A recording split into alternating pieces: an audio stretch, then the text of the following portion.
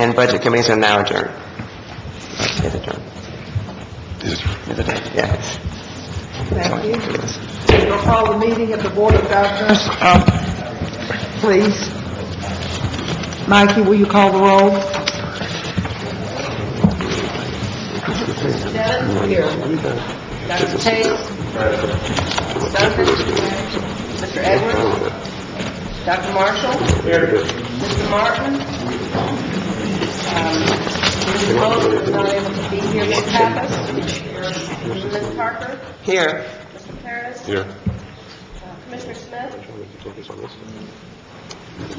Here. Thank you. Mr. Scarborough? Here. Mr. Temple? Dr. Zachariah? He was on the line. He's on. Madam Chair. Ms. McDevitt is here. Madam Chair, you have the floor. Thank you very much. Good morning. First, I'd like to extend a thanks to President Weatherall for his gracious hospitality to his Board of Trustees. Thank you very much. It's a beautiful facility. Provost Abel, thank you. With the budget cuts, we appreciate your hospitality and will likely invite ourselves back. Thank you very much. We are in the midst of a difficult legislative session. Is that the understatement of the year? Because of the serious budget cuts and continuing discussions of reorganizing the governance of education again in Florida, it's needless to say it's disappointing to me personally and to our board that we continue to have these discussions. Our state university system brings value to the citizens of this state. Our universities graduate thousands of students each spring, and they will be doing that again in the next few weeks. Our universities are economic engines. We bring millions of dollars in research funds to our state. We generate new businesses from this research. In reality, we are part of the system. Our system is what can improve the economic situation in Florida. I want to thank the 2.8 million voters who put the Board of Governors in place. We held our first meeting in January '03. I don't believe they've changed their mind. These were thoughtful people who cared about our university system, who cared about our state. I just don't believe they've changed their mind. It's amazing how many people I hear from every week, usually daily, who are really paying attention to this conversation. I'm always very impressed that they're reading, thinking, and do care about our university system. They understand how important you are and what you presidents are doing to protect our state, to make it better. Yesterday morning, and Vice Chairman McDevitt and I were in the gallery. The Senate heard the bill that they're on the resolution that would send to the voters a measure again which would create yet another governing board for higher education. This morning they will have the final vote on that bill. Let it be clear that the Board of Governors will not continue as we sit today. The name will continue, and I think that was a pretty good plan on their part. As they say, the Board of Governors will continue. This board will not continue. It will not be a constitutional board. We will lose our independence and our constitutional status to operate, regulate, and control, and to be fully responsible for the management of the whole university system. Make no mistake, this is not going back to the Board of Regents of before. The Board of Regents was indeed a statutory body, a creation of the legislature, but it had lump sum authority over funds. It hired and fired university presidents. It had collective bargaining responsibilities for all faculty and other unionized staff. It approved all bachelor's through graduate and professional and any university degree programs, and it completely managed all university construction projects. And the Board of Regents, just 7 years ago, angered the legislature with some of its decisions, so it was abolished, swept away. If the Senate prevails, the governance system of the day could be once again once again changed at the will of the legislature. If you, in your great leadership as presidents, provosts, faculty, who do such wonderful work, and though many of us on a volunteer board have given many years, I for one have been doing it a long time, if you in some way anger the legislature of that moment, the governance system once again can be changed. The university system is not a plaything to be brushed away because of its decisions. It's not healthy when opponents cannot agree to disagree, that we cannot respect one another's opinions. Those of you in leadership in this room are very valuable to this state. You should be able to give your opinions, to have thoughtful conversation, and that those thoughts be respected. If we lose an effective system-wide board, we lose the ability to make thoughtful system-wide decisions. We lose the ability to shape a vision for the university system and to implement any long-term strategies, whether for enrollment, planning, as we discussed today, or for wise expenditure of resources. As we all discussed today, we know articulation is the one thing that this state has done better, in my opinion, than any other state. I believe many people in this country agree. Is that at risk? I don't know. It certainly is not at risk for this board because we recognize the value of it, as in our discussion this morning. The resulting process, where the legislature makes all the decisions, encourages all the universities to fight one against the other for needed funds from the legislature.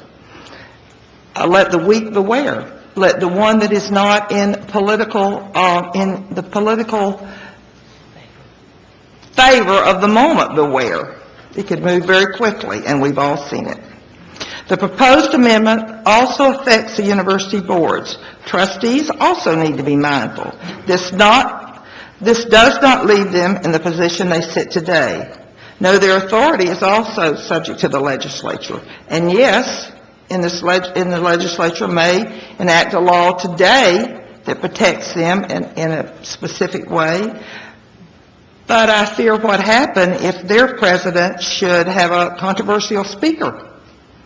A speaker that maybe did not agree with the legislature as it sits today.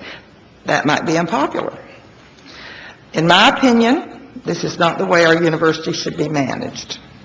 Generally, the members of this board and I have been treated very respectfully and cordially by the legislature. As all of you know, I've spent many years dealing with the legislature, and I consider them my friends. I consider them my friends today. I'm not sure they consider me their friend, but I consider them their friends.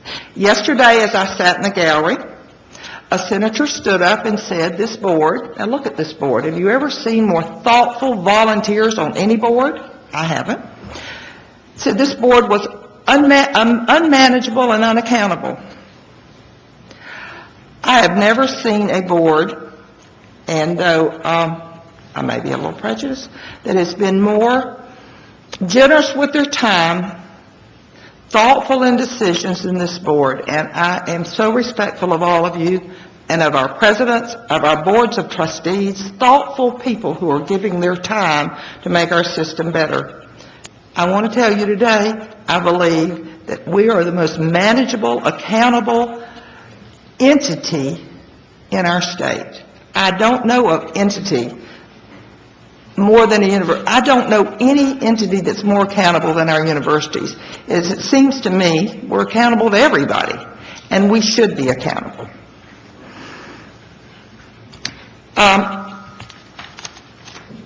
We have many issues in this state. As a business owner and a realtor in Florida, believe me, I am well aware of the issues in our economy. I know the legislature and the governor have such difficult decisions to make and such choices, and I thank them both for the budget. Both the House and the Senate, I think, are being thoughtful and careful with our university system, and I thank them for that. But I hope they'll remember that in important, tough times that we are part of the solution. We're in the business of educating citizens to become productive parts of the workplace, to provide jobs, to help our economy move out of this rather difficult time. Educated citizens create jobs and opportunities. I just believe that we are the crown of the state. And I hope that all of you will continue your great work and know that I respect you and thank you for your work. I'm also respectful of the legislature and intend to continue to treat them in that way, and I ask for that respect in return. Thank you very much. We will have the approval of the board minutes, and then I'll ask the chancellor. Has everyone had an opportunity to review all the minutes as included in our agenda? And if so, a motion to approve? So moved. Second. All in favor? Right. Thank you. Chancellor?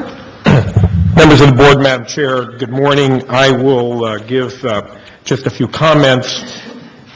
In just a few weeks, we will graduate thousands of students in our April commencements. This year, we project that we will have graduated 67,000 students, up from 52,000 students in 2002, and a 4% increase from last year. So thank you to our faculty and to our universities for moving ahead and staying on point. Our students do continue to help make this a better world. Among our students are 4,000 veterans, many of them who've done tours of duty in Iraq and Afghanistan.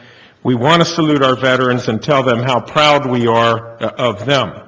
And there's another group of students, Madam Chair, that I want to talk about this morning. They're at the University of Central Florida. They're enrolled in a business course called Cornerstone. As part of this course, students volunteer for a semester with area nonprofits and philanthropic government agencies. And just this past month, these students were responsible for raising enough money for a Maitland-based foundation called New Hope for Kids to send a high school senior with spina bifida to Washington and to fulfill his life dream to meet President Bush and to be with former Speaker Tom Feeney.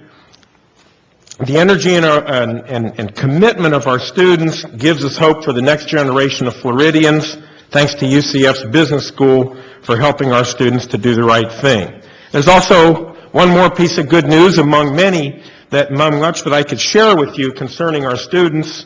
I want to congratulate a UCF student, Lalita Deanne Booth, who just received notification of winning a prestigious Truman Scholarship. I think it's the only Truman this year for a student enrolled in the state university system. I know that many of our universities make heroic efforts to put forth other meritorious students. Ms. Booth is currently enrolled in a dual degree program in finance and accounting and is the founder and director of a nonprofit financial literacy initiative in her community.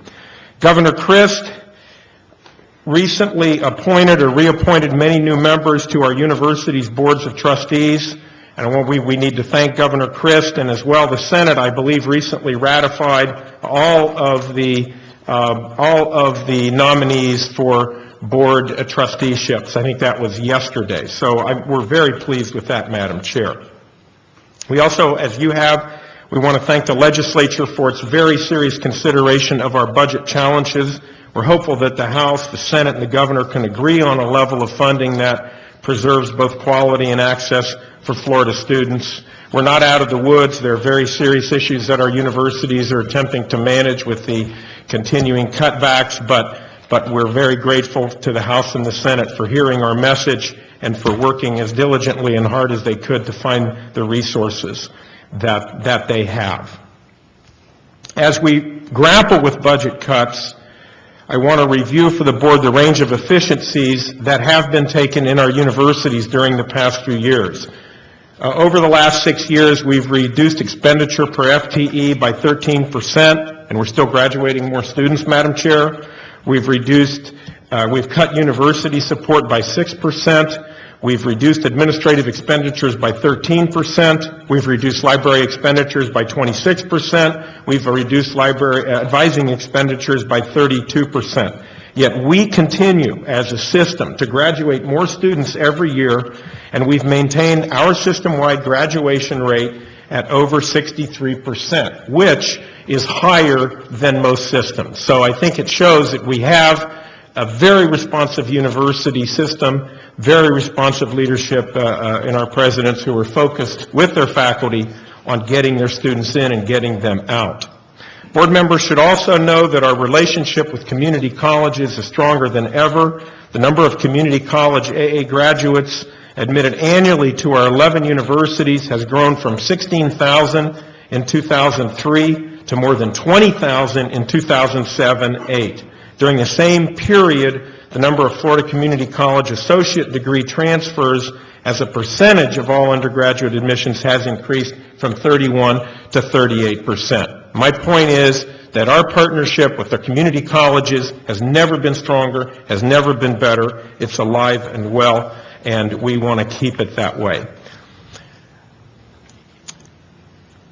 I do want to thank the Florida Council of 100 and the Florida Chamber for their support during the past couple of weeks. Despite some short-term challenges, I remain very optimistic about our system and state for two reasons. First, there is growing recognition in the House and Senate that higher education and a strong university system are keys to the state's economic development. Second, we find a very strong support for the university system within the business community. The business community understands that it has to have a strong and robust system to respond to the broader challenges of economic development. Finally, special thanks to our Board of Governors staff and to the professional staffs at our state universities throughout Florida. Through thick and thin, they are there for our students and citizens of the state. Thank you, Madam Chair. Thank you very much. Tim Jones, could you give us just a brief update on the budget as it sits today, the proposed budget? Yes, ma'am, I'll be glad to do that. In your folder, there is a stapled package of 3 pages that kind of gives you an update on where the legislature is in terms of their budget development. The first page of that is just some narrative that starts off Senate Higher Education Appropriations Committee.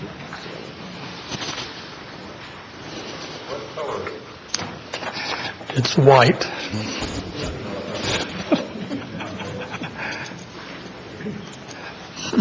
Maybe we should have made it red. That costs more money, ma'am. Oh, I'm sorry. Sorry. Should I have to pass the hat? Thank you. On Tuesday,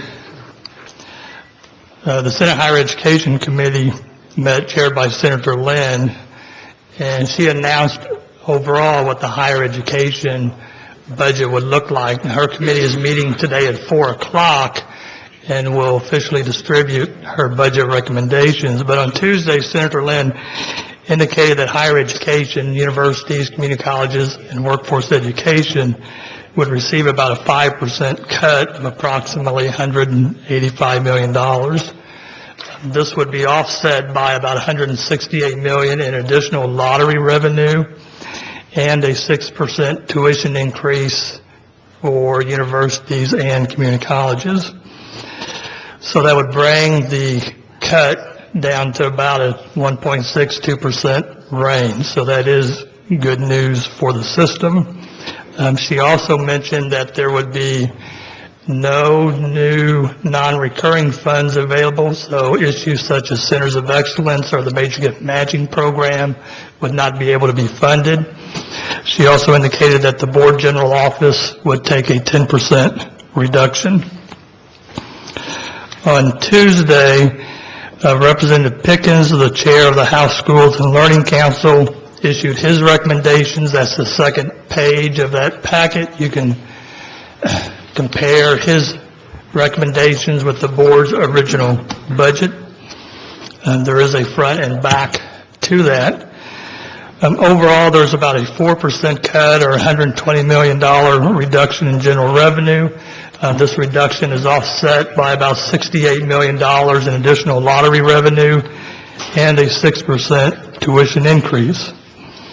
They also partially funded some of the issues the Board of Governors had included in its original budget. They did provide funding for the second-year planning costs for the two new medical schools, although it was at the level of the original plan submitted 2 years ago, not the revised plan submitted last summer and adopted by this board. Also not included in the House's proposal is funding for Centers of Excellence or the Major Gift Matching Program. So the current schedule has both committees developing proposed appropriations bill probably this weekend. It would be going to eventually the floor of the House and Senate the week of April 7th, and then once passed out of each chamber, they would begin conference. So that's a quick update on the budget, ma'am. Thank you, Tim. Thank you very much for you do a wonderful job with this, and I know that you work quietly to help us in all these areas. We'll ask the interim task force, FAMU, Governor Pappas. Thank you. Those of you who have participated on the board are aware that the interim task force involved in the FAMU operational and financial controls issues have been working since about last July. We issued an interim report to the legislature as they had requested on March 1st.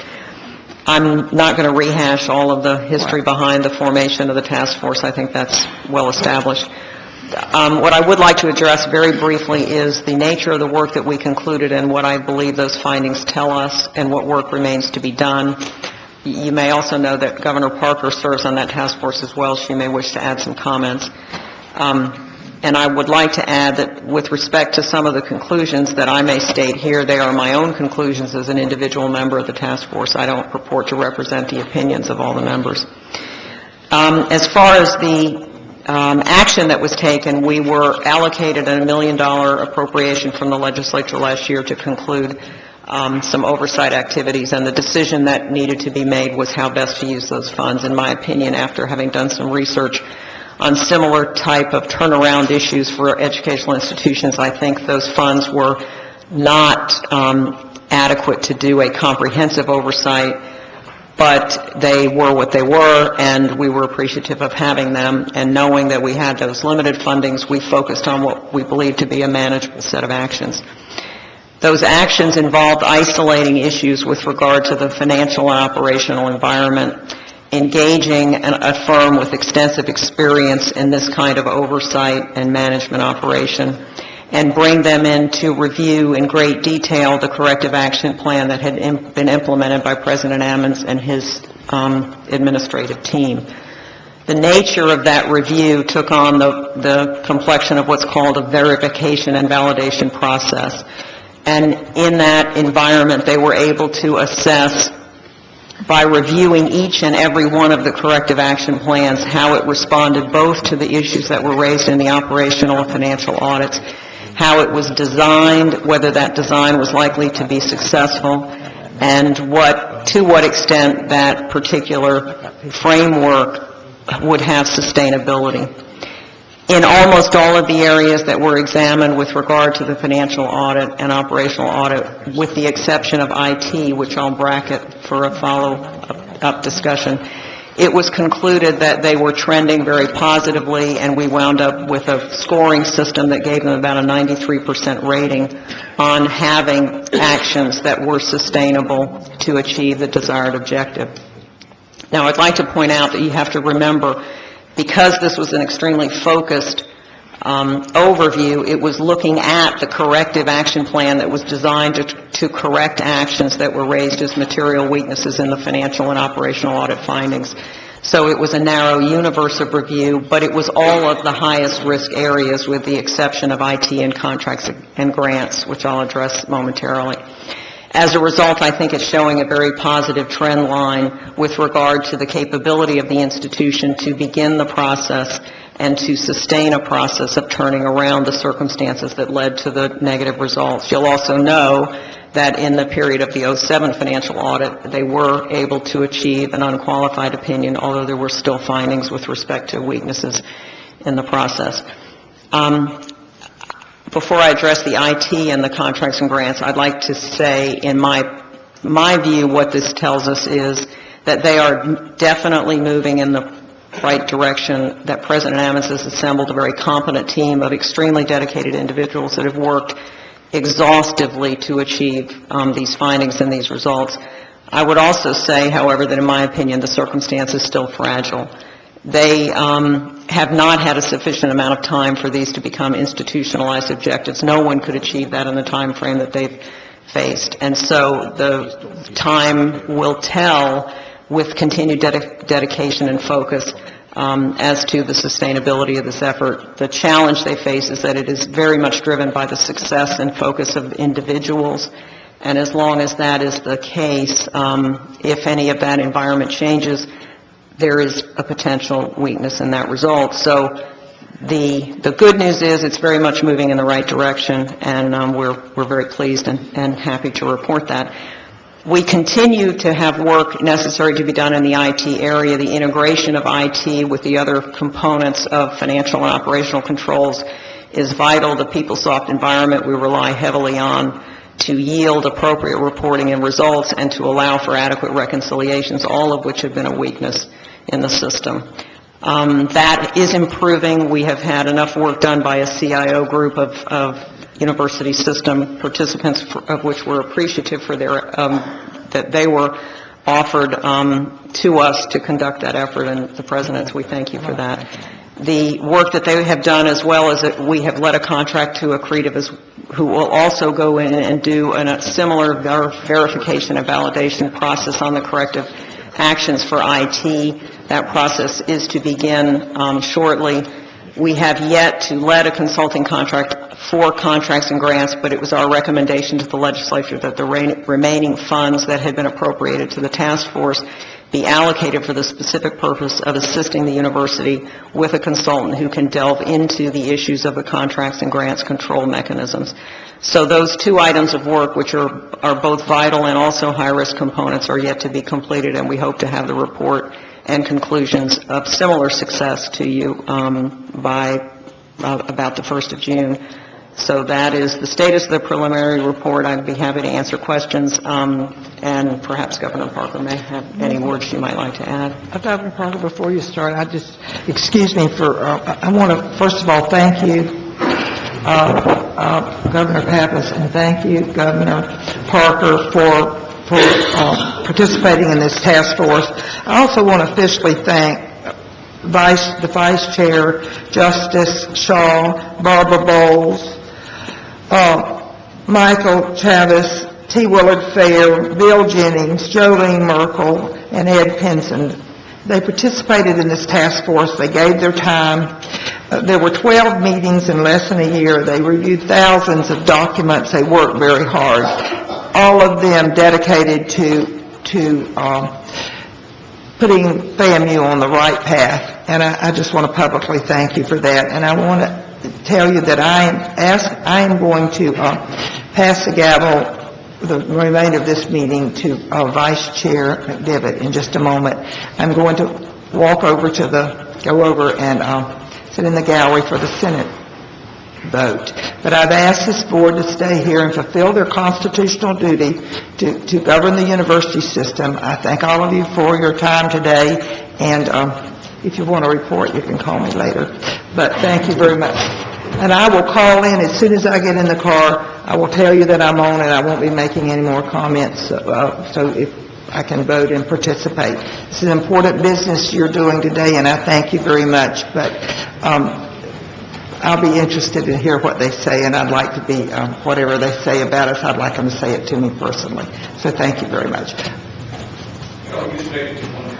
About both you and Mark, I think would like to personally thank you and Mark for your efforts. I think the fact of the message about the importance of higher ed has been conveyed, despite some misgivings about the messenger, meaning the Board of Governors as a whole. But both Mark in particular, some of the criticisms have been very, very personal, and I think he should feel delighted with the numbers that are coming out of the House and Senate, that there's a recognition of the importance of this. And this is not, but for the efforts of you two and the board, wouldn't have happened. I want to thank you both. Thank you so much, President Delaney, and I want to thank the Chancellor. He has worked through a difficult time with dignity and poise, and I appreciate and thank him very much. And he's like me. No one says anything very nice to us very often. We could just tear right up, couldn't we, Chancellor? Thank you very much, and with that, I'll ask Vice Chairman McDivitt to continue. Excuse me. Thank you. Governor Parker. Yes, I'd just like to echo some of the remarks of the chair, and that I'd like for the Board of Governors to feel comfortable with the thoughtful participation of the members of the task force. They really, I guess, were really dedicated, spent a lot of time on, conference calls, reviewing documents, and you feel comfortable that the information that was provided was thoughtfully reviewed, and that the report that was actually generated was one that, everybody, paged through, page by page, and really wanted to ensure that we were providing the legislature and the Board of Governors with correct information about the status of the university. I agree with Governor Pappas in that I would compliment President Ammons because he pulled together the kind of team that could come in there and really make a difference quickly. It was apparent that the team he pulled together was one that had some experience in this area, and they were able to come in and make just amazing steps in a very short period of time. The success of the strides that they have made really depend upon our support of them and his ability to keep that team together and implement the procedures and policies that they put in place. My only concern, I guess, and I'd like to also be clear to the board that what we did was we actually did an analysis of what they put in place. We did not choose to go back and delve into what may have happened prior to Dr. Ammons actually coming in. What we did was we actually assessed the procedures and policies that he put in place to move forward. We feel comfortable that he's put together the infrastructure that if it stays in its current, if it stays in its current state, if it follows the procedures and policies that they put in place, that the university will come out just fine. However, my only caution is that there are two areas that we were not able to finish. We did a lot in a short period of time, but there are two areas that are very important that remain open, and that's IT and the contracts and grants. I understand that you all wanted us to be done by March. However, it's going to take until the end of June to actually go in and actually feel comfortable that these areas have been effectively vetted. As we all know, IT and contracts and grants are integral to the success of a university, and it's important that we can make sure that we use these remaining dollars to go in and ensure that proper procedures and policies have been put in place to ensure that these final pieces are going to work appropriately.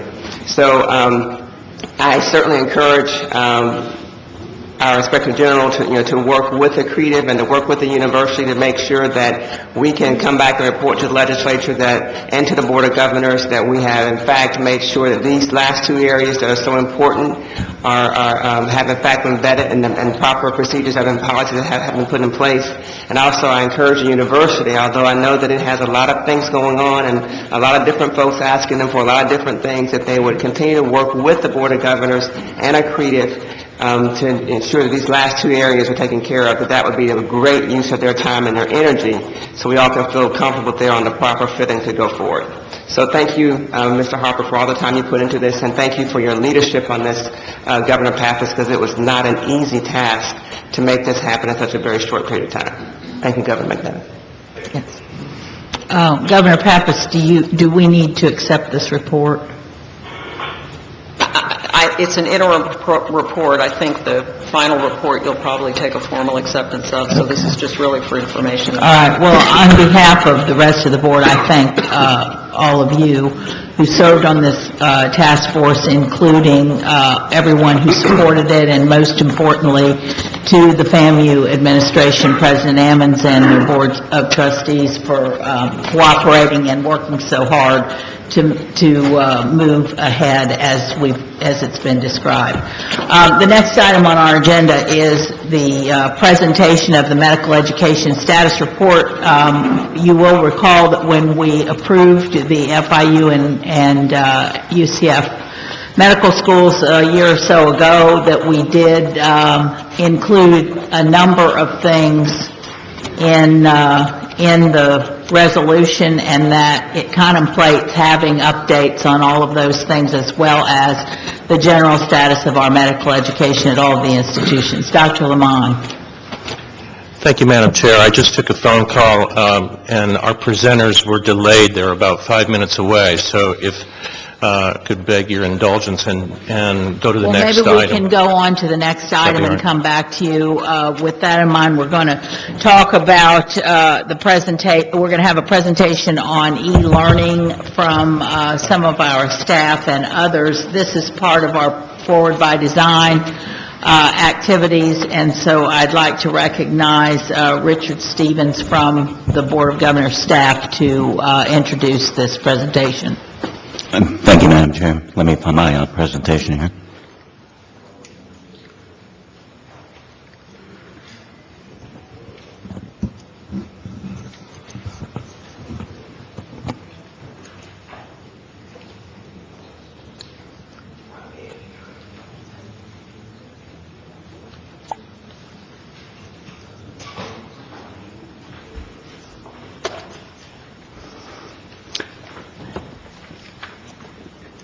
What I'd like to cover today is basically a quick overview of distance learning, or e-learning as we kind of prefer to call it in the state university system.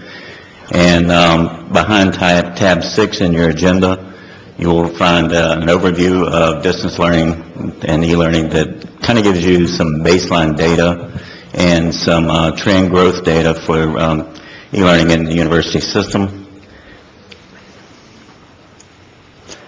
And one of the reasons for wanting to bring this forward today, other than just for information purposes, is that within the Forward by Design project initiatives, there's a project that deals specifically with distance learning and trying to utilize the instructional technologies to increase baccalaureate production and to increase collaboration for undergraduate programs, especially to increase the number of baccalaureate degrees awarded, and to try to find opportunities for collaboration among the universities in targeted areas.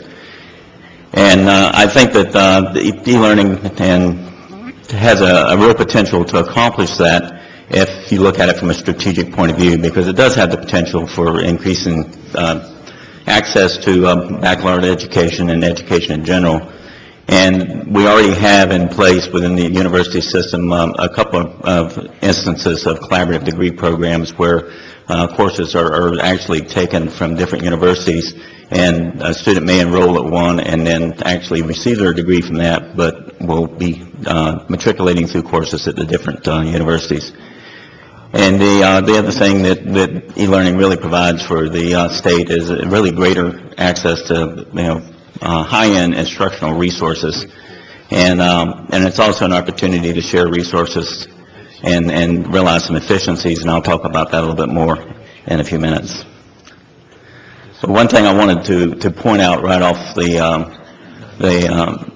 bat here is that one of the real importances that we see for e-learning in the state university system is the fact that it really is an opportunity for students coming into the system to develop 21st century skills, the types of skills that they're going to need when they go into the marketplace and they're working in a global economic environment, in businesses and in government and even in education at the K-12 level. And what this does is it makes sure, it helps to improve their technology literacy, It really is an opportunity to perfect some of their internet research skills, but more importantly, the online communication, online collaboration that takes place in many of your distance learning courses. It provides them with the skills that they'll carry right on into the workplace.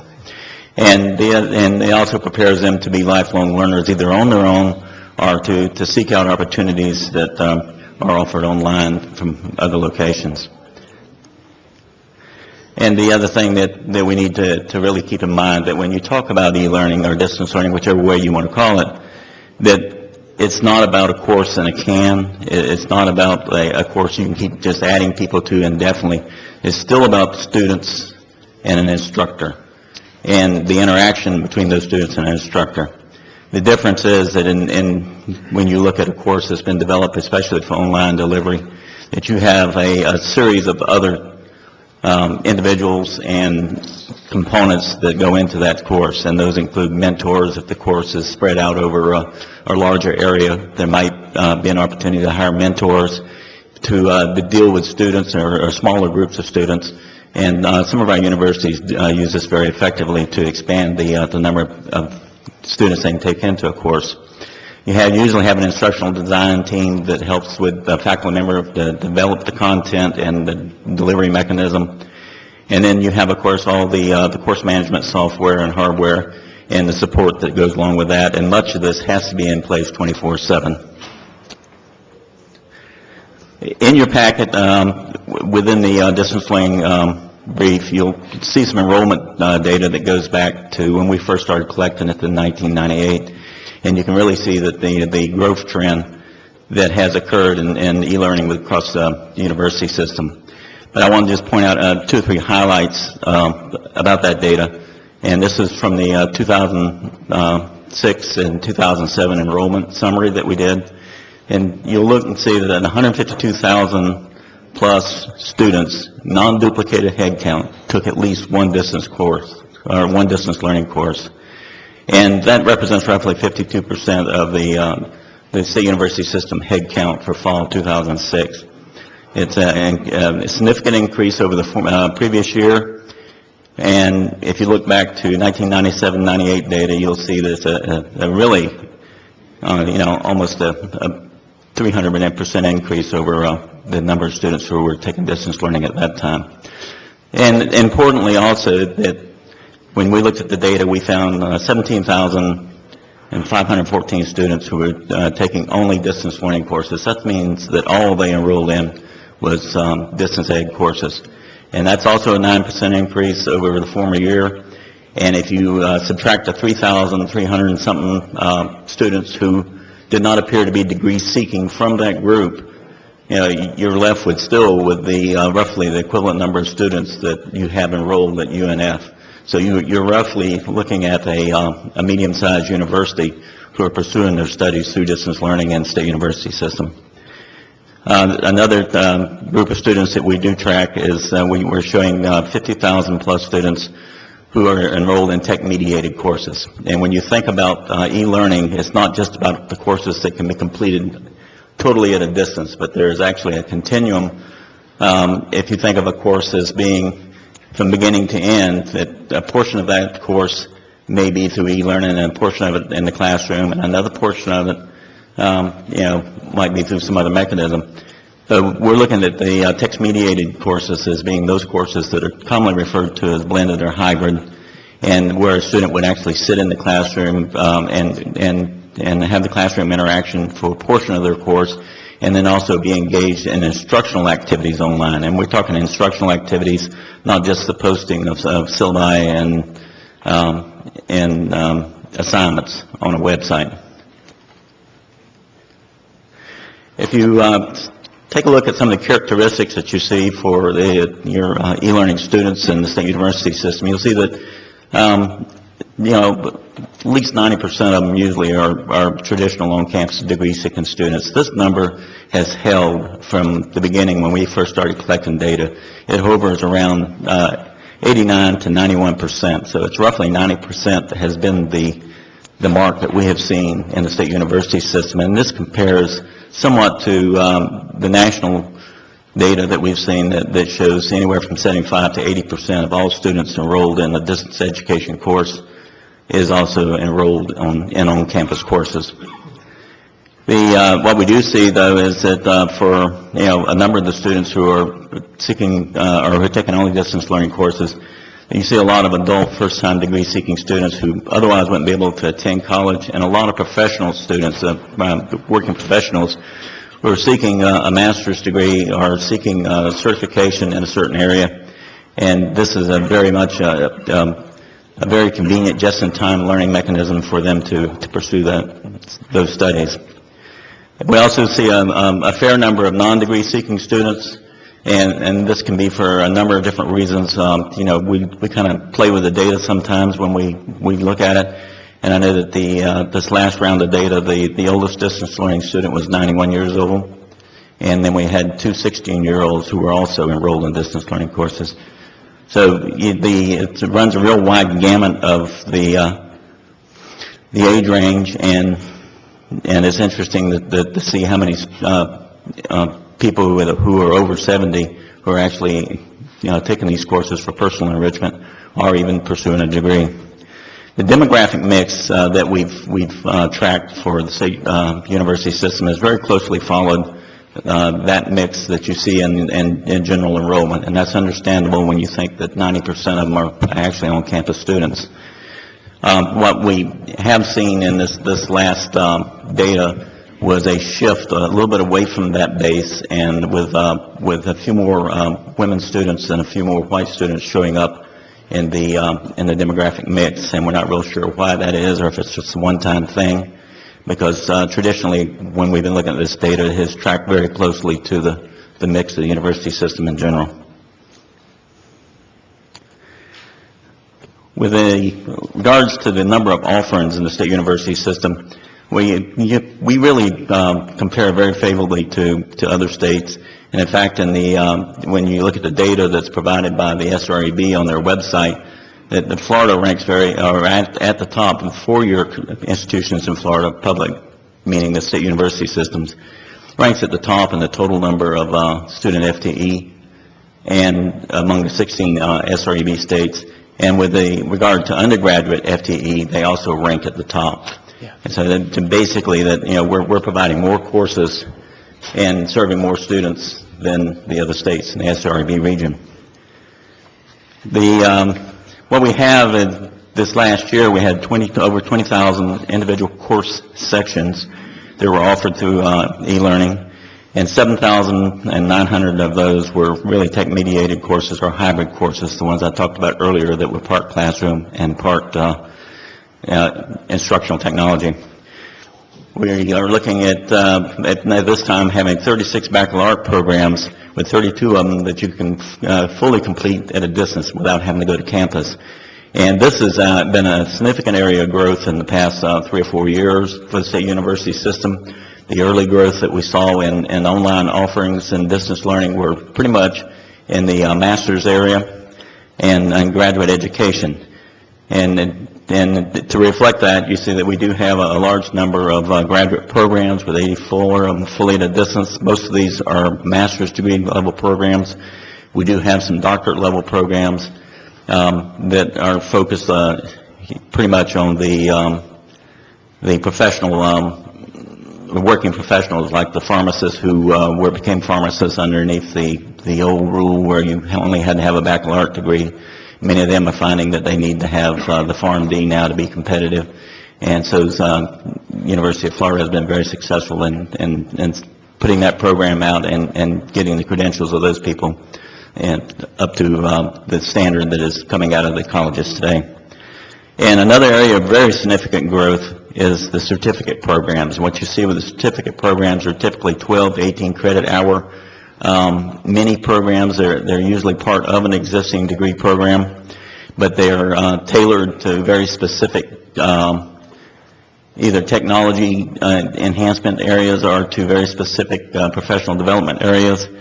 And we have seen a very significant growth in the past 2 years in the number of certificate programs that are being offered by our institutions, and these are really targeting your working professionals. But the one thing that I do want to point out is that when you look at the program list that is also provided in your package, that you're not talking about, in most cases, you're not talking about programs that stand fully alone with their own faculty, their own support, and their own students. What you're really looking at is programs that exist at a university that have enough courses to where you could actually complete that program at a distance if you wanted to. Yeah, or you can take one, you can take some courses on campus and some off. So the distance learning or e-learning is really fully integrated with the on-campus program. They're not two different programs at that particular campus. So if you see a business degree at FIU, that business degree exists on campus just as well, and it's typically the same faculty. It's typically the same support services that would be offered to the on-campus students. It's just available to those who also need to take it through e-learning. We have had some programs, though, that were developed from the beginning to be nothing but distance education, and one good example of that, again, is the fire science program that was developed by the University of Florida that is offered out to the firefighters and the fire chiefs throughout the state. In going forward with the project that has been initiated under Forward by Design, we do look at what we have in existence, and we see that we have a lot of existing resources for e-learning, and that can be strategically important to us. And one of these, of course, is a statewide articulation agreement that allows for community colleges and students and university students to move fairly freely between the institutions. And another one is a state common course numbering system, which is a real strength that Florida has, where the courses at one university are going to be able to transfer over to another institution. We've also, over the years, built out a very robust online library resources through both the efforts of the Florida Center for Library Automation, and also the libraries themselves, that you can really get into our libraries now online, pretty much 24/7, and find the resources you need to do your research and your studies and to work on your projects. And, as I pointed out a little earlier, the Florida university system really ranks very high in the SREB states, right at the top with the number of students and programs. And what that means is we have significant expertise in the state university system, and that is evident in the number of students and the quality of the programs and some of the awards that have been received by the universities. But what we do see is that it's not evenly distributed among the institutions, that some, have a lot more resources in place. And there has been a continued emphasis on graduate programs because that's where a lot of the demand has been. And there is, still limited collaboration between the institutions with regard to course sharing or faculty resource sharing and the development of collaborative programs. And then the other thing that we would see if we look more closely is that some of the universities have really placed priorities on e-learning for different reasons. That as part of their university mission and strategy, they all kind of look at it from a different perspective. But we do have an opportunity, I think, going forward to address some of the weaknesses that we might find and to capitalize on the strengths that we have. And one of the key ways that I think we can do that is through the Florida Distance Learning Consortium, which has been in place for a number of years. And the consortium is a membership organization that all of our universities belong to by basically default, because the consortium is supported financially in part by the state university system. And the membership includes the community colleges and state universities, and it's an opportunity for the administrators at the different institutions to get together to share their concerns, to work towards gaining resources they need. And if we were to kind of use that a little bit more strategically, it would also could become a very good vehicle for going forward with some collaborative efforts and course sharing and degree development. And Madam Chair, if you want to take questions now, or would you like to move on to Dr. Hopper? Well, I'd like to ask you some questions, and I don't know if the rest Okay. of the board would, but I guess, because some of these numbers are very astonishing to me, but particularly focus on the second to the last slide. I'm curious, and maybe some of the presidents can chime in, or whoever is appropriate. Where you have 36 baccalaureate programs, which seemingly most of them are fully distanced. Two things: how is it determined which baccalaureate degrees to offer in that fashion? And secondly, is there any difference in the admission standards? Well, I'll take a shot at that, and then I would ask some of our universities to chime in with that, if they have those particular programs. There's no difference in the admission standards. Basically, there's no difference between our online degrees or distance learning degrees and the on-campus degrees in regard to the admission standards, grading, or anything else. So in other words, you have to have the same metrics as a freshman and so on and so forth? That's correct. Okay. Yeah. And most of these programs really are at the baccalaureate level are targeting people who are looking at, most of them are at the upper division level. So the student would probably have matriculated somewhere, either at university, through their lower division courses before coming into that major. Okay, so they're not fully online? Well, we actually have the ability to do a full 4-year program online. Both, some of our universities have built that out, but the community college system has built out online AA degrees, and you can transfer over into our program. Okay, but let me try to understand that. When you say there's 36 baccalaureate programs and 32 are fully distance, are all or a vast majority of those 2-year, the last 2 years? More than likely, you're going to see a large number of those are going to be the last 2 years. For example, the RN to BSN, the nursing programs, are the last 2 years because they're designed to as a capstone for the practicing RNs who receive the associate science degree, and they're designed primarily to serve their local constituency and practicing nurses.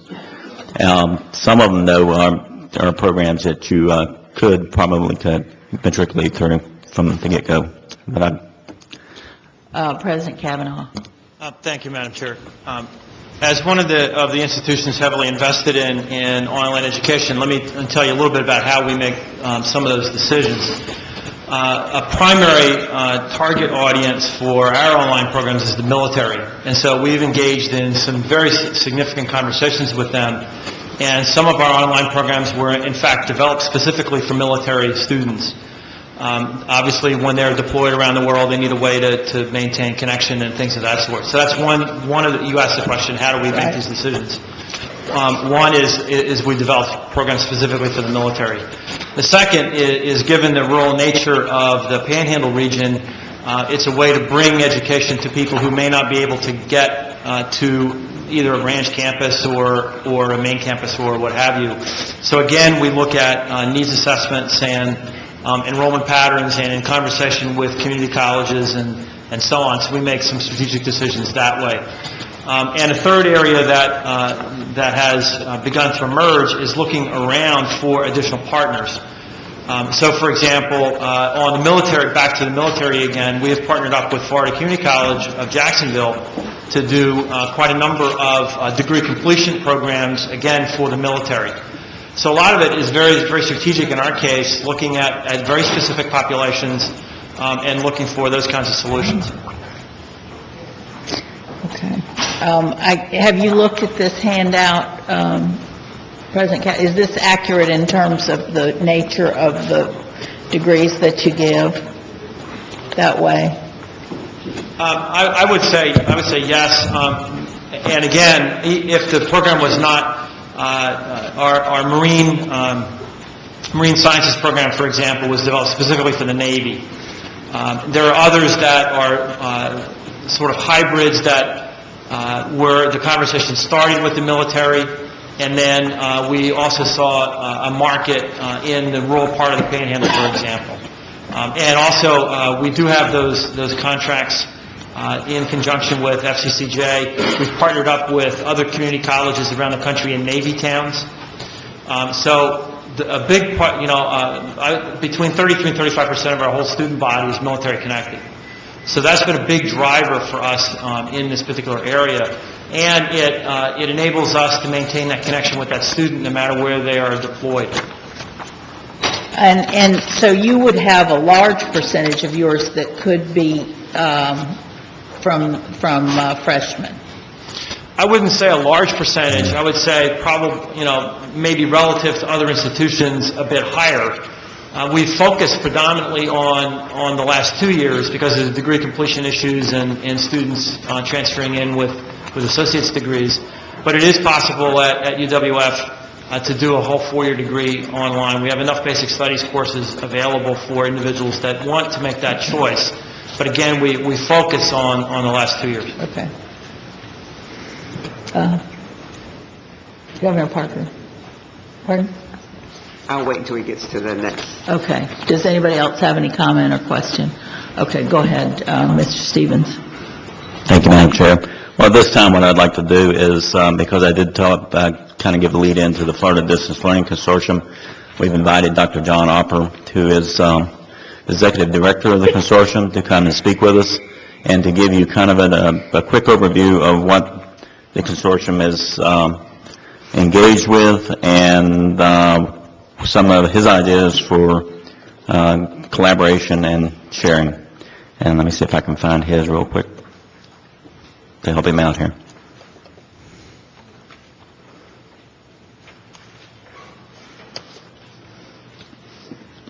Dr. Opper.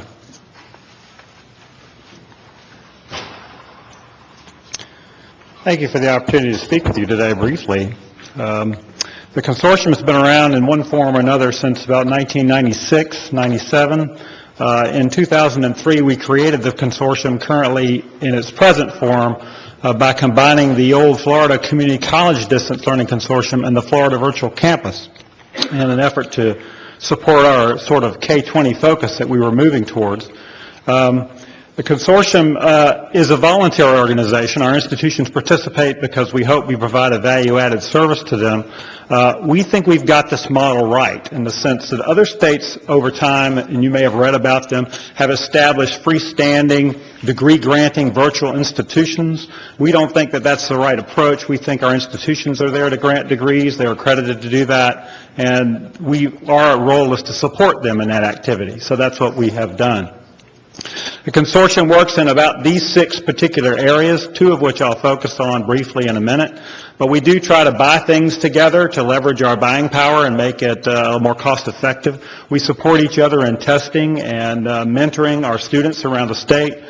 We do webinars for faculty who are interested in teaching online, and we build partnership with publishers and providers of services that we're interested in procuring. All of those things our institutions participate in as they would like to. We operate a web catalog of courses, so students can come to our catalog and search for courses on any way, delivery method, by common course number, by institution. They can do a number of searches. In 2005, 2006, we had 6,000 courses listed in the catalog. Last year we had 12,800, and this year we have 11,000 so far without summer. So we're probably looking at 15 or 16,000 by the end of this year. And currently we have 9 state universities who are listing courses in the catalog. 2 years ago we had a degree listing because we didn't have enough degrees to really do a database. Now we have 313 online degree programs available to students. And that ranges from the certificate program at a community college level to doctoral programs. This is just a screenshot of the catalog, and you can visit it at any point. It's www.distancelearn.org. We also operate a content repository. We noticed about 5 years ago that NCS had done a study And a lot of our institutions, 57% of our institutions nationally, all institutions had said that one of the biggest barriers to the spread of distance learning was the cost of content, high-quality content for use in these courses. So our institutions got together and said, we can share content amongst each other and cut the cost of these course development opportunities. And so what we've developed is an online repository of course objects. So faculty can come here and search for instructional resources that meet their needs as they build out their courses.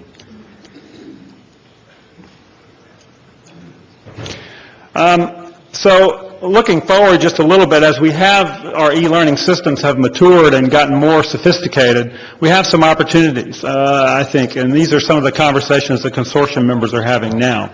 It's become apparent to all of our institutions that we can't offer all the courses that student needs all the time. And so a lot of times students are willing to move around. While they'll stay close to their home institution most of the time, they might want to get that one or two degree courses they need to complete their degree program. We're starting to see some responses on student surveys that say that getting degrees from other institutions in a timely way has helped them move toward their degree faster. We think that's a good goal to have. One of the other issues that's come particularly from a lot of our adult students is they would like to be admitted or have a quick admit system where they could go and move into an institution, take an online program faster. Sort of the problem we face is what's happened to us with Amazon and the other online retailers. You can do almost anything online, and our students kind of want to do that with us now.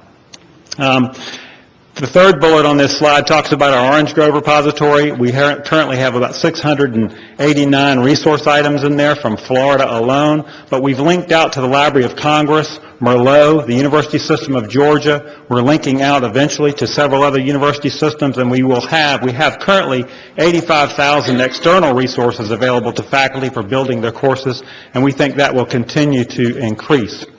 And the last item talks about degree completion. We've done some work with the SREB and looking at some other states, and we've determined that, students make progress toward their degree, and then life happens to them. They get married, they have a job change, they need to go to work, whatever reason. There are a large number of students out in Florida who have maybe 3 years towards a bachelor's degree and they haven't finished.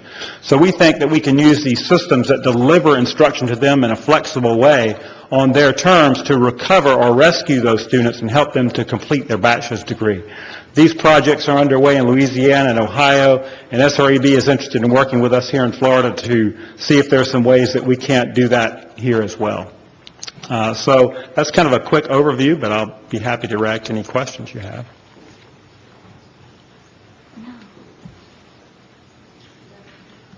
Yes, Governor Pappas.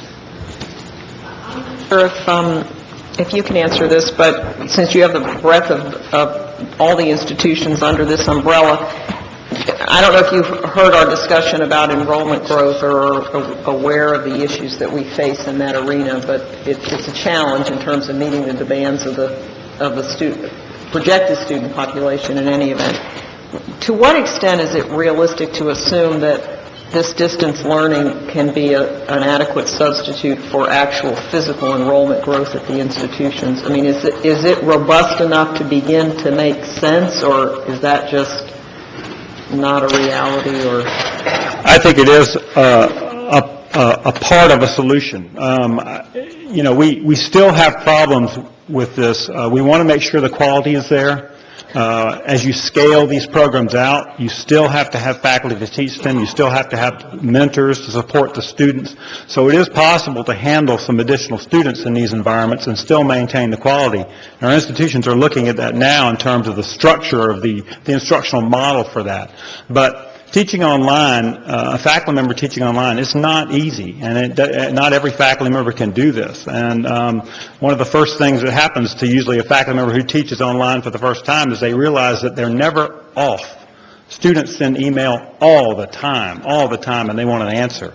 And so I think that e-learning can provide a part of the solution to these demands that we have. We certainly are seeing students hit our catalog pretty hard. A year ago, course search was the big issue on our catalog, but now the degree database is searched almost as heavily as the course search is. And so we think students are looking really hard at options from our institutions to complete their degree and looking for this information. Governor Parker. How is it that students know about you? I mean, how do I know to go here if I were a student? It's a valid question. We have not had the large marketing budget to market the catalog as much as we have, but if you go to Google or almost any of the search engine, you type in distance learning in Florida, we're going to show up. I mean, a long time ago when we bought distancelearn.org as a URL on the web, it's probably the best investment we ever made. And so we show up pretty heavily in all the rotation on all the search engines. But a little marketing would help this drastically. But right now, our institutions can fill every section of every course they offer in distance learning, probably first and fast. That's the way it tends to work. Students love this flexibility, and they're gravitating towards it. Do you know offhand, or maybe Richard or someone else in the audience, how many degrees are granted annually through distance learning through our system? I don't think I know that statistic, or if we keep that. Well, actually, that goes back to one of the comments I made earlier, that these degrees are, distance learning is fully integrated with the degree programs. The degree completion information that we do collect does not differentiate between whether that student was a distance learning student or an on-campus student. And so for that reason, we really don't know how many people complete their full degrees through distance education. Well, you might want to try tracking it that way. I mean, last year there was an article in one of the local papers in my area that focused on an individual who lived on one of the islands down in Central Florida who had obtained a full degree from the University of Florida, and I really was unaware of it, so I called the young man and found out about it, and I was kind of surprised. But I think it is an important thing to track, because if we are going to eventually have the money to market this, and it is another way to provide access if you can maintain quality, you want to be able to show that successful people obtain their degrees in that fashion. Yes, ma'am. Well, I'll work with our data people on And I'm that. sure President Kavanaugh probably keeps those numbers, don't you? Successful grads. that's for sure. Well, I mean, you keep your graduates, don't you, by, you can track who got online degrees versus, yeah. Okay.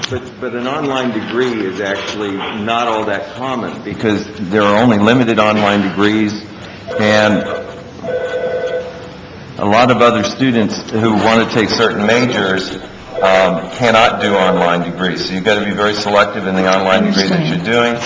But I want to emphasize that these are fully integrated into programs. They're a different way of gaining access. The programs have focused on to online learning in order to provide access to students so that they can, in fact, finish their degrees when they're in Iraq or when they're somewhere else. A lot of the general education programs are all online, but there is a cap that you get at in terms of the online program. It's not a panacea. You actually would end up needing more faculty to teach the online programs than you do to do your face-to-face programs, because you can only teach so many courses in an online content form, because you are on 24/7 in terms of all of the emails that come through. Any other comments or questions? President Medee. We have 35,000 instances of course registration online. It's up about 100 times from a few years ago. Yet I would tell you that we probably had, I don't have the number, but a few dozen people at the most that get their degrees completely online. We don't even encourage that, because we think some contact with the campus, some contact with a professor is helpful for the student's development. So what we watch is how many are registering for online courses. Typical online student may take half of his or her courses online. Right, but life does change. Yes. I mean, I'm the online queen. I know a lot about this because of another volunteer activity in which I participate in, and President Kavanaugh is familiar with that institution also, because it does a lot of military work. And it is possible to do very large numbers of online degrees, maintain quality, have full degree programs, but you can't have every program, obviously. But if you're selective, that's why I'm asking these questions, because eventually that might be something that we determine is a way to increase access in an effective, cost-effective manner. I mean, I'm not encouraging it. I just think we need to keep an open mind. I just have one more question. Did I hear you say that all of the courses that are offered online are all full? So am I understanding that we are, fully utilizing what you have in place, and that, there are no, courses that are offered that are, not full? Yeah, I would say to you that it's a common conversation when the consortium meets. It meets quarterly around the state, that these sections of these courses that every college and university offers, the minute they open them up, they start filling very quickly, and they fill before almost any other option. So they're very popular. So then there's room for, growth in this regard? Sure, there's room for growth. It's just still a question of finding faculty and the resources to offer more sections. But yes, there is room for growth. Governor Martin. The advising of the students, do you have a special section of advisors in your online area, or do you have the regular advisors in the regular programs? I would say both. Most of our institutions have pretty good advising systems, and they have special advisors in place for these students in most cases. It's one of the cost factors we have to deal with. As these students gravitate more and more to this type of instruction, they have to be careful that e-learning is right for them, and then that they've covered all the bases in terms of integrating us with their regular program. But our institutions are doing a good job with their students in this regard. Thank you. Governor Pappas. Maybe this work's been done, but it seems to me that, for us anyway, we would have to have a better understanding of what do these economics look like, because from what I'm hearing, and it makes sense to me, that the faculty demands for this kind of teaching has to be pretty extraordinary. And so it's easy, I'm sitting here thinking, cost effective, but it may be that it's actually considerably more expensive outside of the bricks and mortar. I don't know. And the issue would be looking at, are there ways to do it that make it more cost effective? Are we doing it in ways that are cost effective, or are we doing it in ways that are actually more expensive, just so we know what the benchmark is? Because it's one thing to delve into distance learning to meet the needs of the students and their changing directions, but if it's raising our costs, and I'm not saying that that's a reason not to do it, but it's information we need to have, and I have no sense of what that picture looks like. Well, I think that's the reason we have this focus now, because they've just begun their work. It's part of the Forward by Design, and I think there's a lot more work to be done. And if you'll recall, one of the suggestions in the Pappas report was to have an e-college or something like that, where you had one that focused on the whole system. I'm not suggesting that's the right thing to do, but that's part of what a look needs to be and to see. Because depending upon, from what I've learned over the last 10 years in the other school that I work with, it all depends on how you put it together and what your emphasis is as to how cost-effective you can make it. But if you're doing it as an integrated venture and you only have this program here, or most of it is kids taking particular courses, it's a very different approach to the program. Yes? Two comments. The first is that not all faculty can do e-learning, and that in a lot of our institutions we have training programs in place, and in fact they're enforced, so the faculty must take an entire semester to learn how to effectively do e-learning. The second is, if you're looking for cost efficiency, the hybrid courses are the most cost efficient programs in here, because in effect you're getting into reduced seat time, so you can use the same classroom twice in the same week rather than only once. Okay.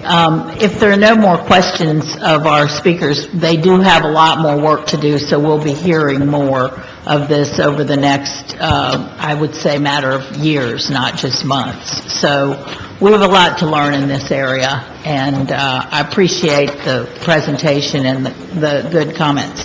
Thank you. We're going to go back now to the item 5 on your agenda, the presentation on medical education status, and Dr. Lamont. Your people are here, right? Yes.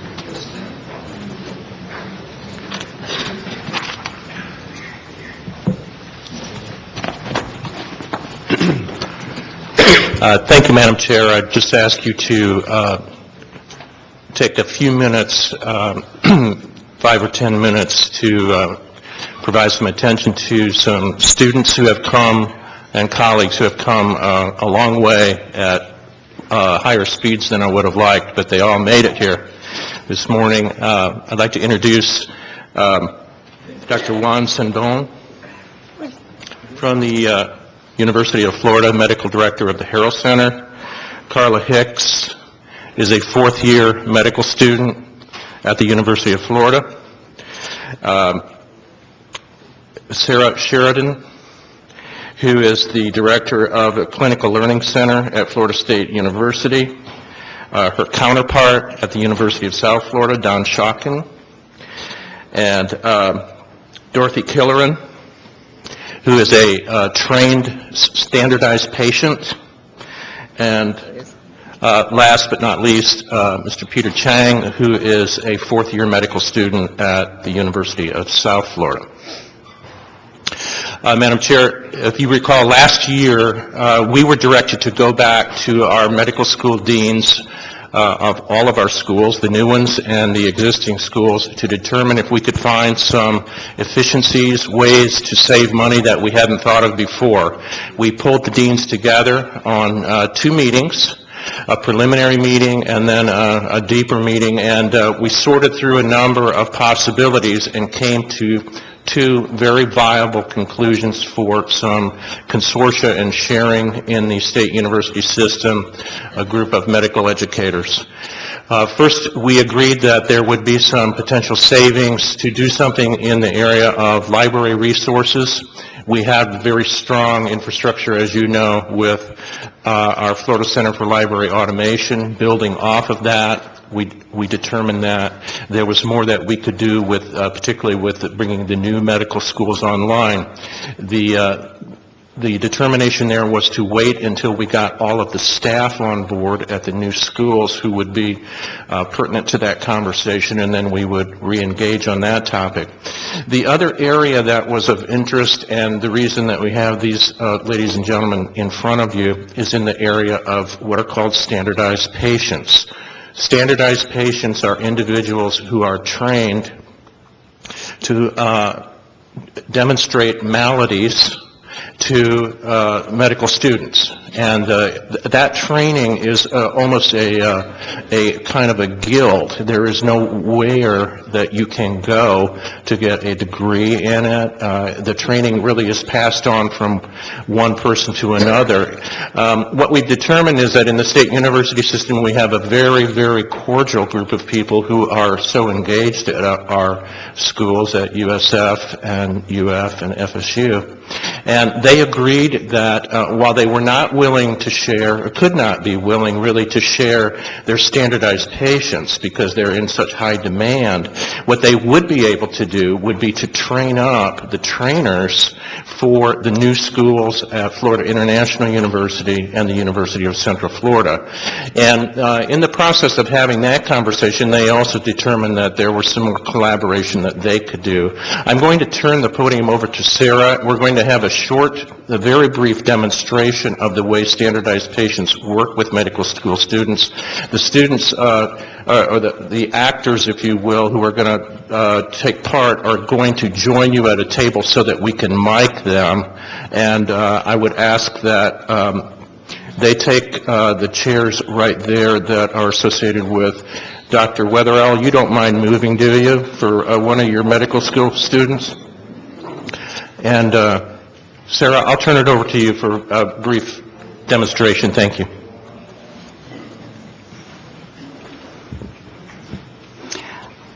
I'm going to give as I explained to you the scenario here that you'll be seeing, I'm going to give you a minute to get into that headset. Standardized patient's really a technology, an educational technology, and we're really excited about a new consortium and sharing of information. We've already started that this morning. It's remarkable what you can get from your community. We try to get patients who are able to do whatever we want so that we can provide medical students with a consistent curriculum in medical education. The scenario that you're going to be seeing, and after you see it, we'll be here to answer questions. We have students and a medical director as well. The scenario that you'll be seeing is in the doctor's office. The patient is Dottie Johnson, age 62, who is in for her annual GYN visit. Last week she had a mammogram and lab work and is coming in to find out the results. However, yesterday when they called to confirm her appointment, she asked about the mammogram because they had asked her to stick around when they did it, and then they took her back in and did some more. And the receptionist said, "Hold on, I'll get back with you," and came back and said, "The doctor will talk to you tomorrow." So that is the scenario that Pete and Dottie find themselves in right now. Hello, Mrs. Johnson. How are you? Members, if you cannot hear, we'll try to mic them up even better. Hello, Mrs. Johnson. How are you today? My name is Peter Chang, and I'm a fourth-year medical student at the University of South Florida. How do you do? I'm happy to meet you. Okay, great. So, from what I hear, we're just here on a follow-up of your laboratory results Yes. and so forth. Yes, and from my usual exam. Okay, and you're curious about what the results of your tests were? Oh, I certainly am. I was distressed yesterday when I could not get any information about this. So you can imagine, I'm quite nervous about it. Oh, okay, it's very understandable. I know it's kind of a stressful time anytime you get any results back. So we did some lab work, and everything kind of turned okay with that, and everything looks good as far as all of your numbers are concerned. And you recently had the mammogram also. Yes. And you've been keeping up with your yearly mammograms, which is great. Oh, yes, every year I have a mammogram, and the results have always been normal. Okay, good. On this mammogram, they did find something in the upper right side of your right breast that was a little suspicious as far as it showing up on a mammogram. And, we're going to need to take some steps now to kind of see what that mass is actually made up of. And Well, that comes as a big shock to me. It really does. I mean, in light of the fact that I have these mammograms every year and the results have been normal, I'm wondering if this could be a mistake. I mean, you hear about mistakes all the time. yeah, there are mistakes, and we can always repeat the mammogram to double check and see if it's there, or we can actually do an ultrasound of that spot and see if there's anything that needs to be done further. Okay? And does the ultrasound indicate whether this spot is malignant? Well, it doesn't necessarily do that 100%. What we need to do is take a small needle and actually get a little piece of sample of that tissue so we can send it off to a lab and find out exactly what it is. Well, my question would be, if you had to do that, or you had to do something invasive, would that in any way possibly enable this to spread further than it already has, if it turns out that it is malignant? That's a really great question. Usually the doctors that do the procedures, that take the sample, it's very precise, and there's a very small, if not zero chance of anything spreading from that site. If it even is something, and we're not saying that it is or it isn't, at this point in the game, we're just trying to figure out and trying to characterize what that mass is. I see. How quickly could we proceed with that? Oh, as quickly as you'd like, as quickly as we can schedule an appointment with... Oh, I would want to do it as soon as we could. Okay, very understandable. Okay. All right. Well, go ahead. Sorry to interrupt you, go ahead. Oh, I'm just very nervous about this. and weren't. Okay, and it's understandable, and, people react to this type of news in so many different ways, and however you deal with it best is what we'll try and do here for you, and be here to support you in the decisions Well, I that you certainly make. appreciate that, I really do. So just to kind of go over things again, do you want to tell me kind of what you understand about, what's going on in this situation? Well, I understand that you're saying that the mammogram shows a suspicious area, and that in order to find out more about it, that you would have to do some further testing on it, and that might involve inserting a needle. What is that called? It's called a A biopsy. biopsy, to determine exactly what that suspicious spot is. Okay, great. And, we went over a lot of information in the last couple of minutes. Yes. Do you have any questions about anything that might Oh, you concern can imagine, there's just a million things going on in my mind on this. It's just like... Excellent job. Excellent job. Imagine if the first time an intern had to give someone bad news, it was a real patient. And it's just one of the thousands of ways standardized patients can help our med students learn to handle the kind of communication and diagnosing and physical exam challenges that they're faced with. I know. I just wanted to add that you were busy looking at them, and we were busy looking at you, and you were completely immersed in this situation. Everybody here wanted to know what this biopsy result showed and what this poor woman has to deal with. And the situations are even more intense in a small doctor-type room where these are actually occurring in our medical schools. So it's an environment of suspended disbelief that's completely absorbing to the student. And we can present the range of the normal, healthy child that just needs his checkup, to the patient who has bad news that you have to deliver, to somebody who's actually combative with the physician, etc. So it presents a scenario, a situation where we can control what the students see, and we can judge how they react to it. That's really unique in the way of education. Questions, members?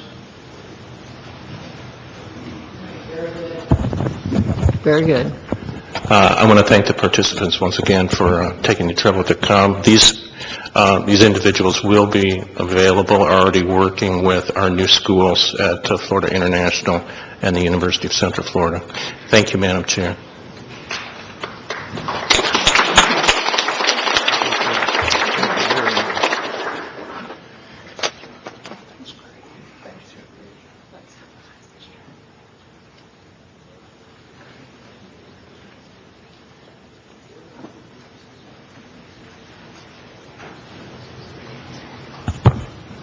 Dr. Lamont, does that conclude your presentation? Yes, ma'am, I'm sorry. Okay, you will be coming back at another time, and, okay, thank you. Thank you very much. Thanks, everybody that came and participated. That was a great example of the kinds of things that we're doing. The next item on the agenda is the consent agenda. We have a number of board regulations that we noticed and reviewed in detail in January, and they are now on our agenda for final approval. Item A on your agenda, new regulation on public meeting requirements, is being deferred until a later time. There seems to be an issue that's cropped up with that one. The next item is the new board regulation on conflicts of interest. Our general counsel presented that at our last meeting.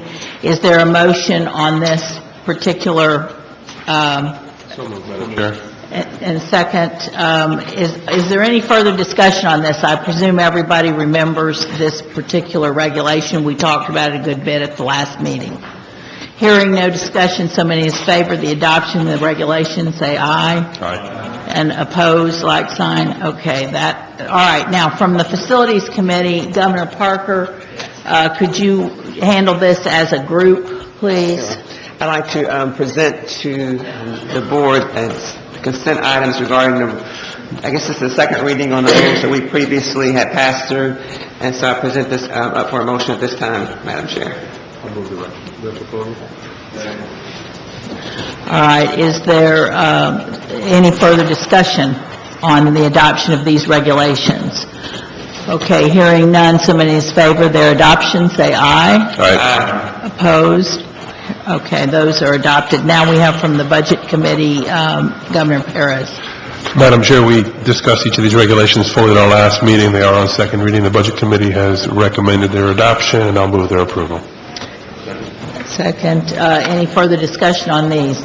Hearing none, so many in favor of these, say aye. Aye. Opposed? None. The next is from the Student Affairs Committee of mine. You'll recall these two regulations having to do with the vaccination for meningitis and the mechanisms we use to accelerate matriculation. We talked about those in a lot of detail. I move their adoption. Second. Any objection? Hearing none, show them adopted. The next item on this agenda is the approval of the faculty practice plan for the College of Medicine at UCF. Any discussion? Any objection? Show it approved. Okay, now we're going to move into the reports of committees, and let's begin that by calling on the Facilities and Budget, the Facilities Committee, Governor Parker. Or how are y'all going to do this since you had a joint meeting? We're fine. Governor Parker and Governor Perez will share the limelight here. Thank you very much, Madam Chair. There are three items that are specifically related to facilities that came out of the joint committee with the Budget and Facilities Committee that I just convened this morning. What I'd like to do is present these three items individually for the board to adopt. The first is that I'd like to move the approval of the 2008-2009 SUS fixed capital outlay legislative budget request as amended. Second. It's been moved and seconded. So many in favor of the motion, say aye. Aye. Opposed, no. All right. The second item for the board's consideration that came out of the facilities portion of the joint meeting of the Budget and Facilities Committee is the adoption of a resolution approving the issuance of fixed-rate tax-exempt revenue bonds by the Division of Bond Finance on behalf of Florida Atlantic University in an amount not to exceed $55,300,000 for the purpose of financing the construction of an apartment-style residence hall containing approximately 600 beds on the Boca Raton campus of Florida Atlantic University. I present it as a motion for the board. Second, any further discussion? Hearing none, so many in favor of the motion, say aye. Aye. Opposed, like sign. Okay, show it adopted. Next. Pardon me, Madam Chair. The final item, that I move for the board's consideration is the adoption of a resolution approving the issuance of fixed or variable rate tax-exempt revenue bonds by the Florida Gulf Coast University Financing Corporation in an amount not to exceed $22 million for the purpose of financing a student residence facility on the main campus of Florida Gulf Coast University. I present that as a motion for the body's consideration. So moved. Any further discussion? So many in favor of the motion, say aye. Aye. Opposed, like sign. Okay. The only comment I'd like to be able to, to add is that I certainly commend the universities for the work they put into giving the board and our staff a comfort level that these bond transactions are in fact steady and good proposals. I know that we ask you for a lot of information, but we think it's important. And the second thing I'd like to say to you is that, when people question some of the value that the university system adds to our state, please keep in mind that when we pass resolutions like this, we're certainly adding to the economy and making a difference because these are construction opportunities and there are going to be more jobs in our hometown communities. And I just commend the universities for being leaders in the state and providing these opportunities for our economy. Thank you very much, Madam Chair. Governor Perez. Thank you, Madam Chair. The Budget Committee took up three items this morning thus far. I'll make two motions and then ask that we defer consideration of one of those items. The initial item was the approval of the 2009-2010 legislative budget request development guidelines. They were presented to the Budget Committee this morning, and we would request a motion from, as the Budget Committee, a motion to approve the new guidelines. Is there further discussion? So many in favor of the motion, say aye. Aye. Opposed, like sign. Madam Chair, the second motion is the approval of the auxiliary facilities that have bond covenants requiring approval for the estimated 2008-2009 operating budgets as discussed and approved by the Budget Committee this morning. So moved. Any further discussion? So many in favor of the motion, say aye. Aye. Opposed, like sign. All right. And Madam Chair, the third item, the approval of the amended SUS enrollment plan. After the conversation this morning, the issues surrounding 2+2 articulation and the ability to maintain accessibility, I'm going to ask that we defer this issue until the May meeting so that we can have a little bit more staff study on it and a few more conversations. I was not altogether comfortable with the resolution this morning and would request the indulgence of the board to put this issue off until May. Does that put us in any position with respect to the existing session? No, it will do nothing towards this existing session, and it should do nothing to impact the current universities and the presidents with regard to their admissions. I think we have plenty of time to get this done right. Okay. Do we need a vote on that? No, as long as everyone is indulgent to the fact that I'm not advancing it from the Budget Committee. Okay, great. All right, the next is the report from the Student Affairs Committee. I would ask Governor Parker to take the chair, please, for a moment, so that I can give my report. From the Student Affairs Committee, we had a joint committee with the Emergency Preparedness and Safety Task Force yesterday, which has been chaired very well by Governor Perez. And we have to bring to the full Board of Governors a series of recommendations. And what I'd like to do is go through a number of them. The first budget request that you just approved from the Budget Committee contained the dollars associated with these requests having to do with additional notification systems, additional police officers, and additional resources and equipment to support those police officers. So bearing in mind, I'm going to review then all of the recommendations, and we can take them up as one.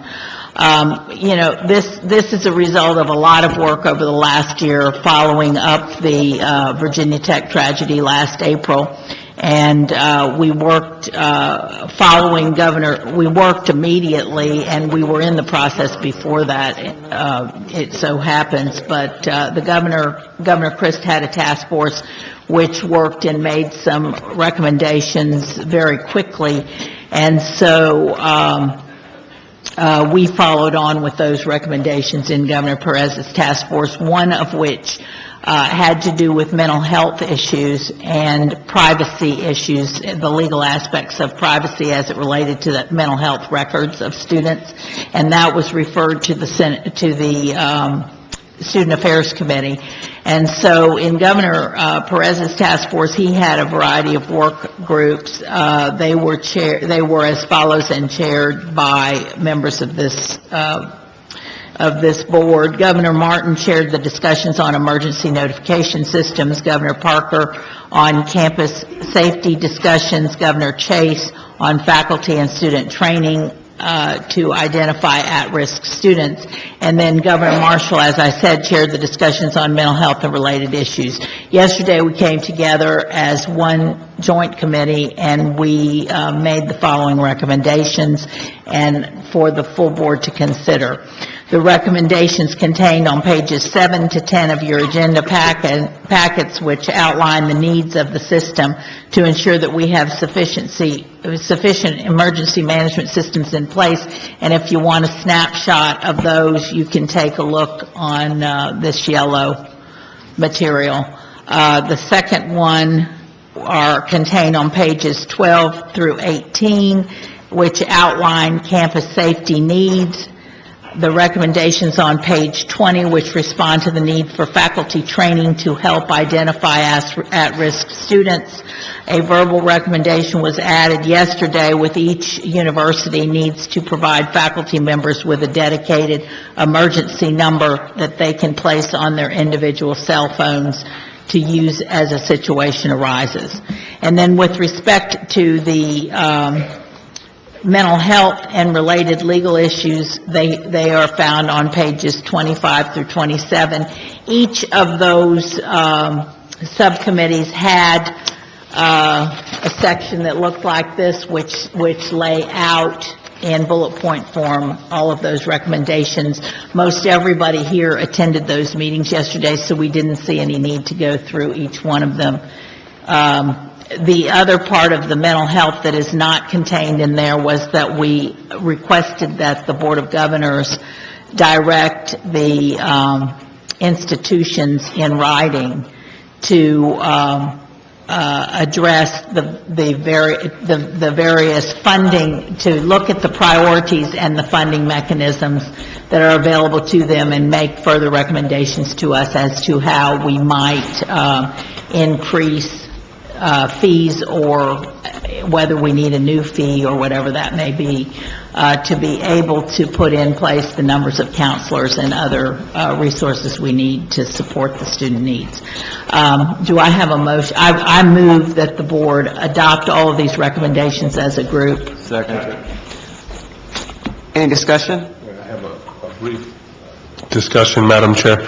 Unfortunately, yesterday when I was chairing the task force committee, I failed to add one additional suggestion from staff that has been developed, and I think it's meaningful, and if you'll bear with me, I'll just read quickly, and it's merely a request and for a recommendation from this board to instruct the staff to help prepare and develop an SUS regulation on emergency management and protocols needed to establish some floors, some minimums across the system, including, at very least, number one, a NIMS template to be used at each university for an emergency management plan. Number two, continuity of operations plans, and that those plans be reviewed biannually.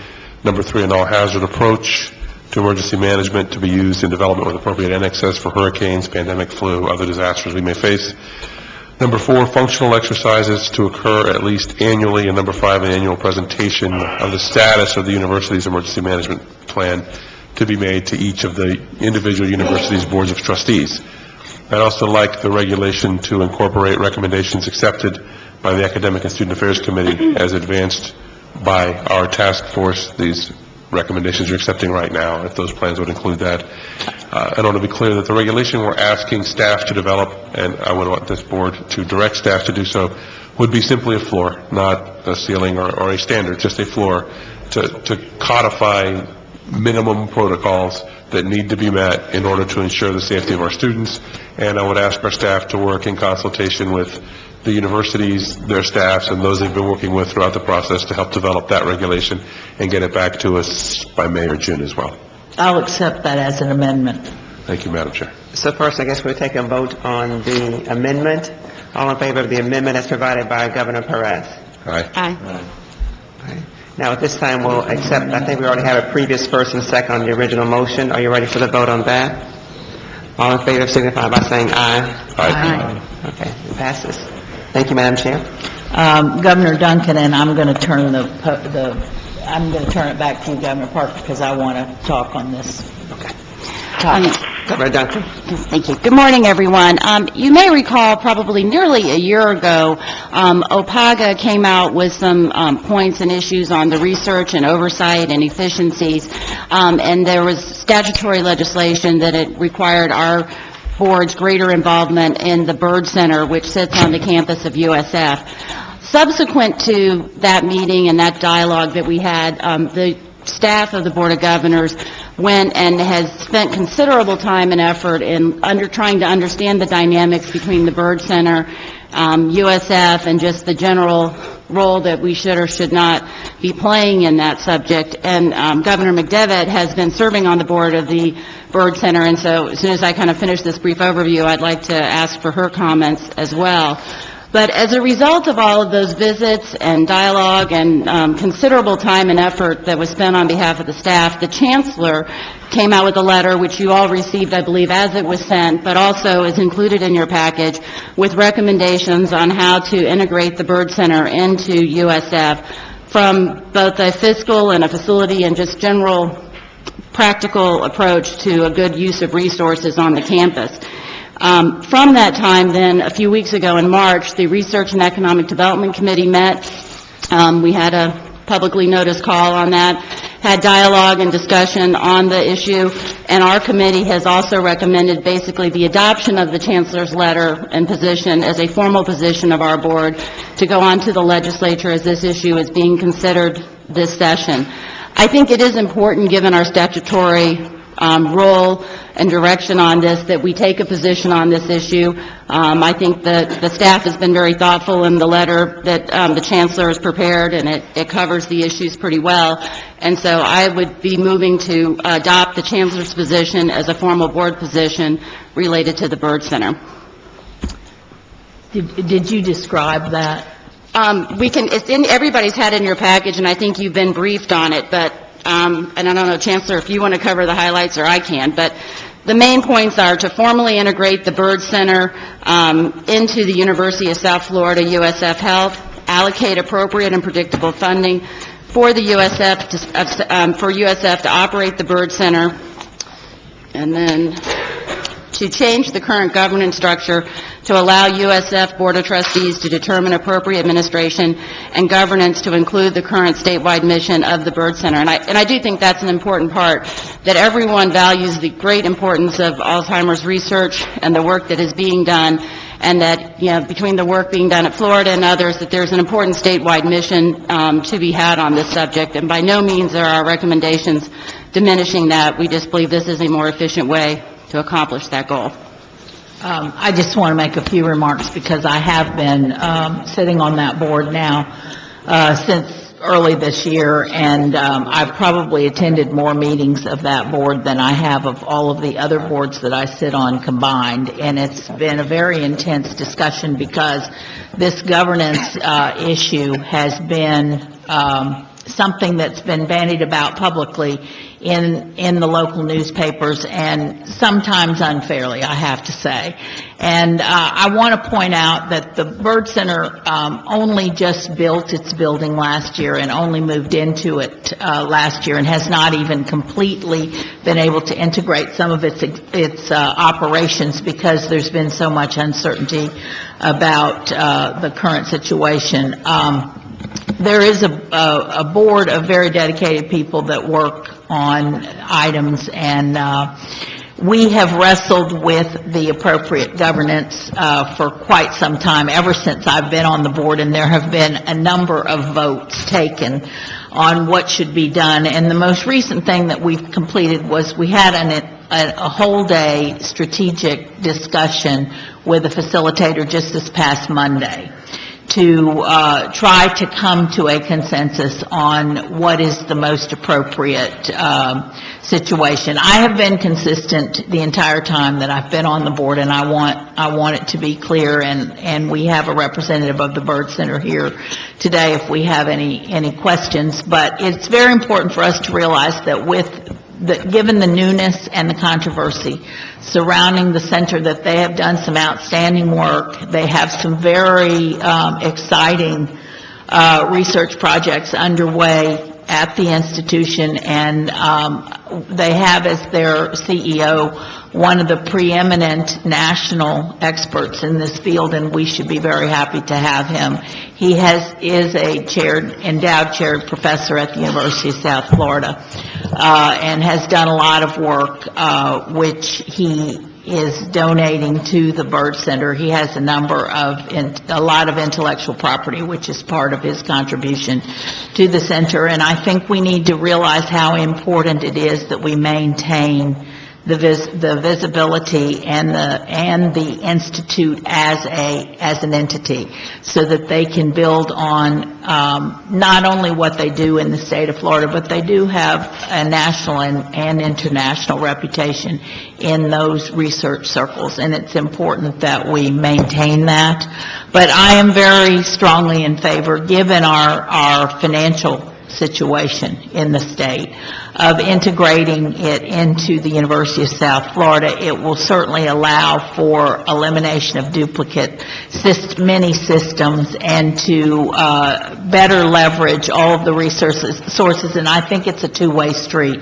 I think the university will gain from having this facility, just as the facility and the research, just as the Byrd Center will gain.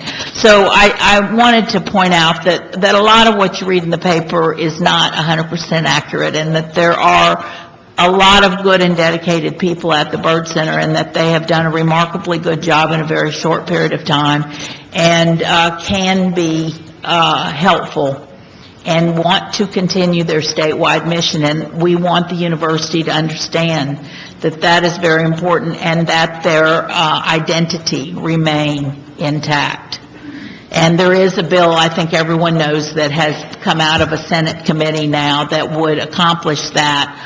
There are things about the bill that if I had been doing it, I would have done differently, and I think there may still be an opportunity. I'd like for the right people to kind of talk about it, but that's for my Byrd Center hat. But I wanted to support this board's position, but I want it clear that I've been clear that that's my position all the time on the Byrd Center, because I have a distinct fiduciary duty there as well.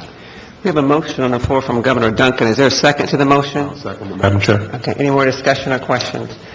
Governor Stiles? Any more discussion? All in favor, signify by saying aye. Aye. Motion passes. Madam Chair, I'm passing the gavel back to you. And maybe understated in the amount of time and effort she has put on this issue, and I greatly appreciate her involvement and dedication to it, as well as our staff, Dr. Lamont and Bob Donnelly and the Chancellor. I mean, everyone has tried to work very hard to come up with a thoughtful solution to this issue. Okay, thank you very much. We don't have any further agenda items, but I want to go back to Governor Perez to make sure he wants to be sure that he did in fact include in the LBR. Thank you, Madam Chair. In an overabundance of caution, I know we passed it out this morning and intended to pass it out this afternoon, but I'm not certain that we actually did amend this year's LBR in our prior motions with regard to the security enhancement. So what I'd like to do is bring to the board, on behalf of the Budget Committee, an amendment to this year's LBR as discussed in the Budget Committee, which provides the addition to this year's LBR of those elements of the budget necessary in order to comply with the Security Task Force, the Emergency Preparedness and Campus Safety Task Force recommendations, that being the $13.8 million for enhancement of notification systems, the $600,000 for 100% FTE emergency managers at 6 universities, the $3.08 million in funding for 61 additional police officers to try to get us to the 1 to 600 standards, and the $560,000 for training and tactical equipment. On behalf of the Budget Committee, I move that amendment to this year's LBR, Madam Chair. Is there a second? Is there further discussion? So many in favor of the motion say aye. Aye. Opposed, like sign. Thank you. Is there any more business to come before the board from the members of the board, or anybody else in the audience have anything they'd like to add? Well, thank you all very much. I want to thank President Wetherill and his staff for the hospitality and the facility and the nice dinner we had last night. And we really do appreciate being here. This is a great room. I love it. It's beautiful. And of course, I'm a little bit prejudiced because I like the school myself. We do have box lunches available. Maybe. Do we? There will be. We're a little bit early, amazingly enough, and if we have nothing more before the board, is there a motion to adjourn? Adjourn. Congratulations on your